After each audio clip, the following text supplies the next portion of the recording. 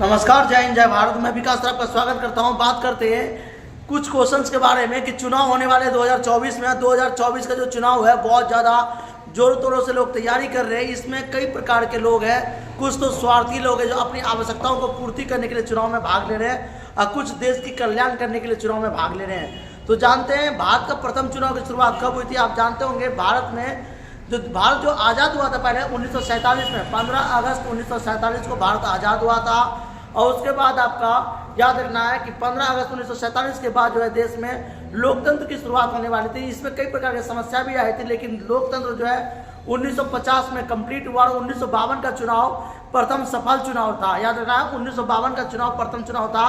और वैसे अगर भारत की बात करें तो भारत में पहला जो चुनाव कराया गया था वो मणिपुर में कराया गया था 1948 में। याद रखना आपको। इसी तरह से भारत में जो है 1950 में लोकतंत्र का गठन किया गया और 1952 में याद रखना पहला चुनाव किया गया और वो सफल चुनाव था। वह कर बात करें भारत में पहला चुनाव कब हुआ था तो 1948 में मणिपुर में करवाया गया था। मणिपुर में पहला चुनाव कराया गया, लेकिन ये सफल चुनाव रहा। उसके बाद पूरे भारत में 1952 में जो चुनाव कराया गया पूरा चुनाव रहा।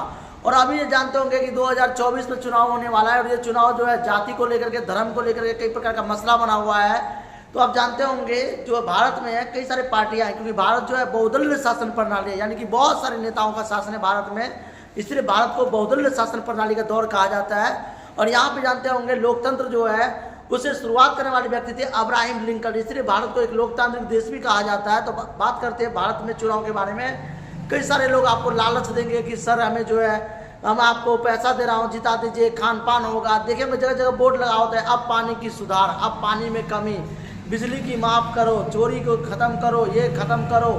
तो इस तरह से किस तरह आपको उलझने आएंगी और आप इस तरह से भारत में एक लोकतंत्र की समस्या बनी हुई है। भारत में अभी भी जातिवाद की समस्या बनी हुई है।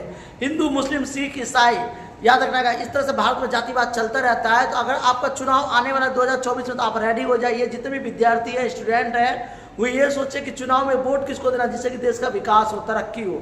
मैं ये नहीं कहूँगा कि आप बीजेपी को या कांग्रेस को या आम आदमी पार्टी को या बहुजन समाजवादी पार्टी को वोट दें। आप किसी भी पार्टी को दें, लेकिन ये सोचे कि देश का विकास किस तरह से हो रहा है। याद रखेगा, क्योंकि इस जाति धर्म को खत्म करके देश का विकास की तरफ ध्यान देखना है हमें, देश की समस्या को दूर करते हुए। तो लोकतंत्र को मजबूत करना है और अपने आप को चुनाव में भाग लीजिए। लेकिन याद रखिएगा लालची से दूर रहिएगा। आपको चोरी चकारी से दूर रहना है कि आपको 2000 रुपये दूंगा, चुनाव में वोट दे दो, आपको मैं ये पैसा दूंगा। दारू का बोतल से आदमी टूट जाता है, दारू के बोतल को लेकर के वोट दे देते। तो दारू से भी आप दूर रहिएगा।